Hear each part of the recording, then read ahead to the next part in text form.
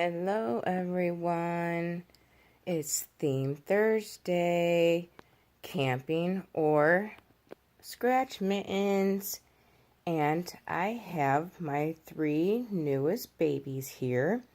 We have my Darren kit, and it is a girl, and this is my little Madeline. She's got on her scratch mittens. They're pink, and she's got her flamingo sleeper on. Very cute with her hat. It says adorable.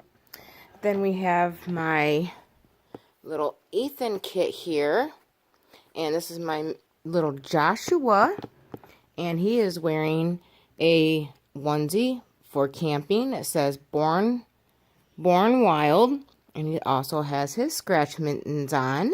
Looking cute. And then we have my Tony kit that I also have as a girl. And I named her Sophie. And she also has her scratch mittens on, as you can see. And here's this other hand looking cute. So there they are. We have little Madeline, Joshua, and Sophie. They're my three newest to my collection, and they are all looking so cute and adorable. So I'm going to go ahead and set the phone down, and we are going to do story time, guys, for Theme Thursday. We're going to read a story about camping. Well, not really necessarily camping, but you all know that when you go camping, sometimes we go fishing or we tell stories around the campfire and do some of those other fun things. So I'm going to read a couple stories with the babies here, with Sophie, Joshua, and Madeline. And I hope you all enjoy. Sorry I didn't get this uploaded earlier. I apologize. It's just been hectic around here. So anyways, let's begin. Hope you all can see the babies perfectly. I know little Madeline over here is just kind of in the corner here, like kind of just, hopefully you guys can see her very good. I'm hoping. So, alright, well, let's go ahead and begin. I'm going to read, first we're going to read Little Red Riding Hood.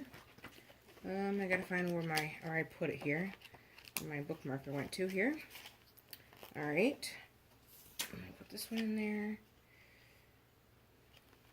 Alright, so we are going to read Little Red Riding Hood right there. Alright, so let's go ahead. And it's just those 2 pages, which I'm shocked because this is in that book I was telling you guys about, this one. So I'm going to go ahead and read Little Red Riding Hood. So this is Theme Thursday, camping and scratch mittens. As you can see, the 3 babies here are wearing scratch mittens. And Joshua here is kind of in, like, camping, because it's, like, kind of, like, camouflage, I guess. I didn't really have anything else I could do. I mean, I did, but I figured I wanted to do Theme Thursday with just my newest 3 today. So anyways, let's go ahead and begin to read Little Red Riding Hood.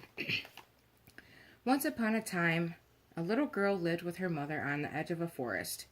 The little girl always wore a red cloak with a hood, so everyone called her Little Red Riding Hood. One day, Little Red Riding Hood's mother asked her to take some food to her grandma on the other side of the forest. "Grandma isn't well," she explained, "so be sure to get there quickly and don't speak to any strangers along the way." Little Red Riding Hood hadn't gone very far when she met a wolf. "Hello," purred the wolf. "Where are you going?"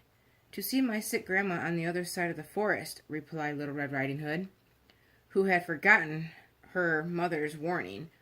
"Oh, really?" said the wolf, and without saying another word, he dashed off. The wolf didn't stop until he reached Grandma's house.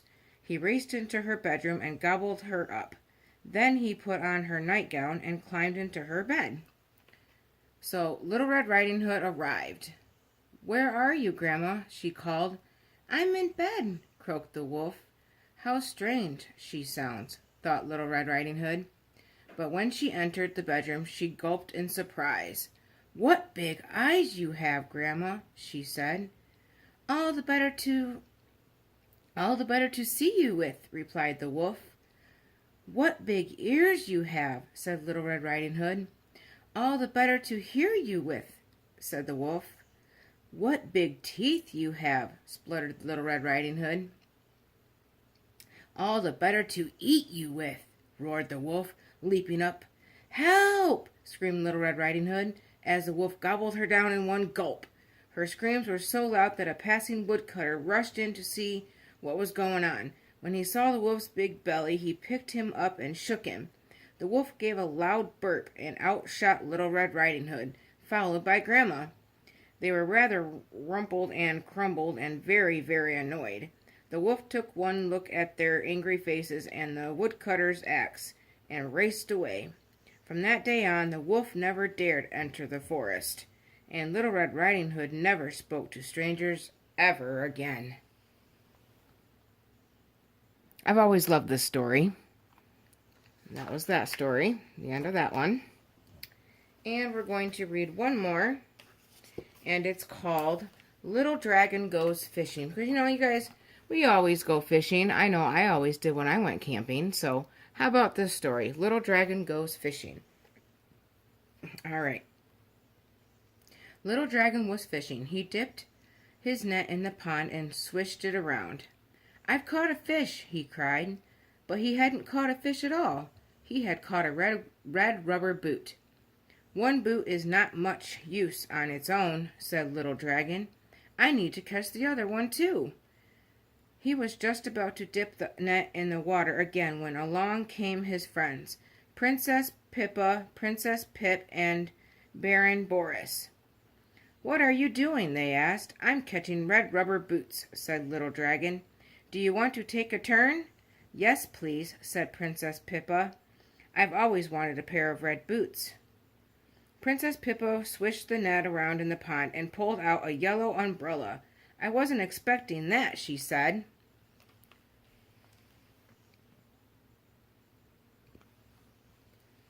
Princess Pip took a turn with the fishing net, too. Prince Pip took a turn with the fishing net. "I've caught something heavy," he called. He heaved the net out of the water. "It's a blue bucket full of holes." Baron Boris grabbed the net. "It's my turn now," he said. "I'm going to catch something much better than that." Baron Boris spotted something under a lily pad. "A green fish," he cried, and he leaned forward to scoop it up. Oh dear, it wasn't a green fish at all. It was a green frog, and an angry one, too. "Ribbit!" it croaked, leaping out of the net. Baron Boris was so scared that he fell into the water with a big splash. "I think we will need a much bigger net to catch Baron Boris," said Little Dragon.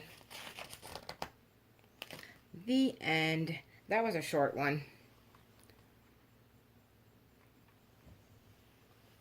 I wish it would have been a little more, but that's okay. All right, let's read one more story. All right, we'll read The Chipmunk and the Bear. One day a bear was walking through the woods. "I am so strong I can do anything," he shouted out proudly, lifting up the tree trunks with one paw to search for food. "Not anything," said a small voice. The bear looked down at the ground and saw a chipmunk, with his head sticking out of the hole. "You can't stop the sun from rising," the chipmunk said. "I'm sure I could," boasted the bear. "In fact, I will do it tomorrow."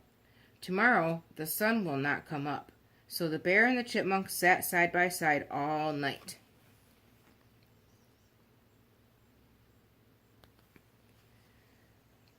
Facing the east, waiting to see if the sun would rise. It says right here. So the bear, I didn't see this part. Sorry guys, I haven't read this one. So the bear and the chipmunk sat side by side all night, facing the east, waiting to see if the sun would rise. Okay, that's all right. "The sun will not come up," the bear chanted. "The sun will come up," the chipmunk chanted, but very quietly, under his breath. As morning approached, the sky began to lighten. The sun will not come up. I command it," the bear shouted. Slowly the sun began to appear, and the chipmunk started to laugh. "The sun has made a fool of you," he taunted. The bear was furious. His paw shot out and pinned the chipmunk to the ground. "We'll see who the biggest fool is now," he growled. The chipmunk realized he had made a big mistake and should not have teased the bear. "I am sorry," he squeaked. "You are right. I am worthless, and you are one of the greatest and strongest animals in the world. Please just lift your paw so I can catch my breath to tell you how much I admire you." The bear was very vain, so he raised his paw a little. Quick as a flash, the chipmunk darted away, but as he escaped, the bear's claws scratched his back, and to this day, the chipmunk still carries the claw marks on his back as a reminder to think twice before making fun of someone. Aw, that's sad. Excuse me, guys. I guess that wasn't a very good one after all. I never read that one before. So, let's see. Let's read one more short one here. I haven't read all of these. So, let's see. Anyways, I hope you all are having a wonderful day or night. Alright, let's do... Time for bed? Let's see. This one's about elephants.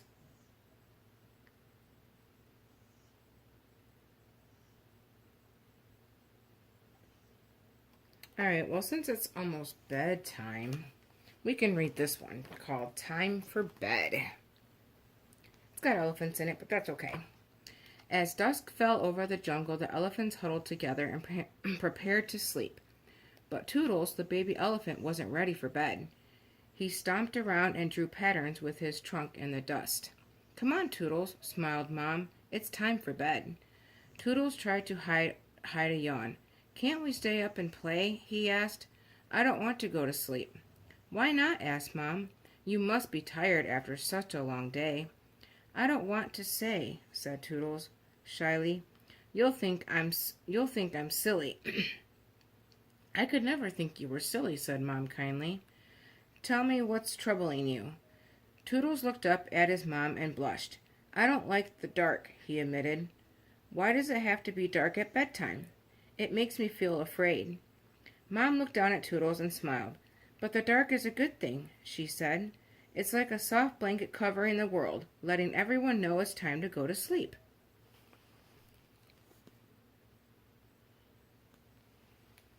"But I might have bad dreams," said Toodles, who was still not convinced. "No, you won't," said Mom. "The world is full of good dreams, if you know where to find them. Look up at the sky." So Toodles looked up at the sky, at the night sky. It was a moonlight night, and the sky was full of twinkling stars. "Each star is a good dream, just waiting for you," exclaimed Mom. "And just look at how many there are." "Wow," said Toodles. "There must be millions. I can't wait to go to sleep now. I wonder how many good dreams I will have tonight." Toodles began to count the stars, but before he got to 10, he was sound asleep. Mom smiled down at him and wrapped her trunk around his warm body. "Sweet dreams," she whispered. Aw, that was cute. The end.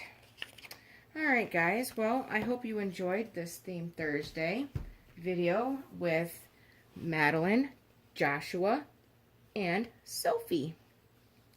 And they're all wearing their mittens. And he's kind of wearing dress for camping. And, you know, we all read stories. Well, some of us do when we're camping and around the campfire or whatever. And we go fishing and all kinds of fun things. So, anyways, I hope you all enjoyed this video. And I will talk to you soon because I have another video coming right up after this one, guys. So stay tuned for that. So please don't forget to like, comment, and subscribe. And I will talk to you soon, guys. Another video coming up after this one. Love you all and talk to you in a bit. This was Theme Thursday, Camping and Scratch Mittens with baby Madeline Joshua and Sophie. Take care, guys, and talk to you soon. Bye for now.